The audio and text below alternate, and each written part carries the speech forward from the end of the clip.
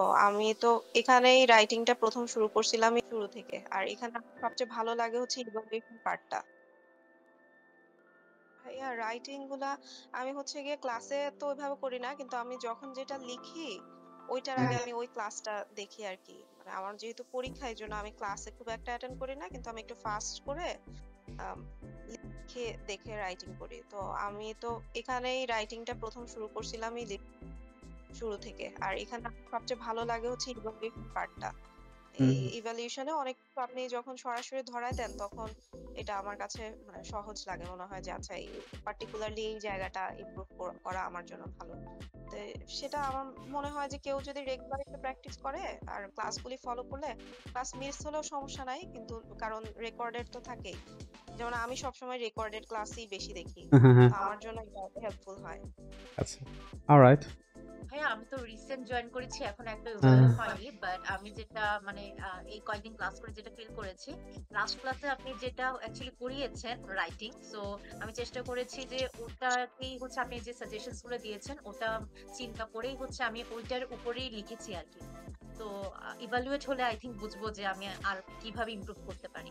সেটা তো বুঝবেন ইভালুয়েট হলে। But what's the change while you writing? Like যখন আপনি লিখছেন, আগে যখন লিখতেন হ্যাঁ। আর গতকালকে বা পরশুদিন যখন লিখেছেন, what kind of changes did you feel there? Okay, so হচ্ছে আগে হচ্ছে যে এত কিছু চিন্তা করতাম না, জাস্ট গ্রাফটা দেখতাম এন্ড হচ্ছে ওখানে যেরকম থাকতো লাইনস গুলা ওগুলাই বেশি লেখা হতো আর কি। তো মানে লাস্ট ক্লাসে যখন আপনি কিছু সাজেশন দিয়েছেন যে কি কি চেঞ্জেস আনা যায় বা প্যারাফ্রেজিং এর ব্যাপারগুলা, সো ওইগুলা মাথায় রেখে হচ্ছে আমি ওই ওই সাজেশন গুলো চিন্তা করেই হচ্ছে কিছুটা ইমপ্রুভ করার ট্রাই করেছি writing A. Feels a little bit easier, Hydra? Or three? Yeah, Sorry. Yeah. Your name, okay. ঠিক আছে। সিয়াম, আপনার? স্যার ভালো আছেন? হ্যাঁ, একদম ভাই। আপনার নামে আমার একটা খুব ব্রাইট একটা ফ্রেন্ড আছে, হ্যাঁ? Very bright. Lives in USA. মানে আমাদের ব্যাচের মধ্যে one of the most brightest friend আর কি আমার। যে হচ্ছে আপনার ফিউচারে হয়তো আপনারা দেখবেন যে হয়তো he have that calibre, will gonna be like secretary level, like top level of. So আপনার নামে আছে। So I really wish you the best. বলেন ভাই। বিষয়টা হচ্ছে যে আমি প্রিপারেশন স্টার্ট করেছি খুব বেশি দিন হয় নাই। আর রাইটিং এর ক্ষেত্রে আমি মনে হয় ২ থেকে ৩ টা রাইটিং প্র্যাকটিস করেছি। আমি আপনাকে পার্সোনালি মেসেজও করেছিলাম যে হুম, হুম। আমি হচ্ছে অক্টোবরের ফার্স্ট সরি নভেম্বরের নভেম্বরের ফার্স্টে, হ্যাঁ। আমি আসলে ওইভাবে কনফিডেন্স পাচ্ছি না। বাট আপনি যদি আমাকে একটু হেল্প করেন যে লাইক হচ্ছে যে একটু ইভালুয়েট করে দেন আমাকে একটু টাইম করে, তাহলে হচ্ছে যে আমি প্রতিদিন একটা করে আপনাকে রাইটিং জমা দিব। রাইটিং টাস্ক 1 এবং 2 অ্যান্ড হচ্ছে ইভালুয়েট করলে আমার জন্য একটু মানে ভালো হবে আরকি। Okay, let's see how much I can do with that.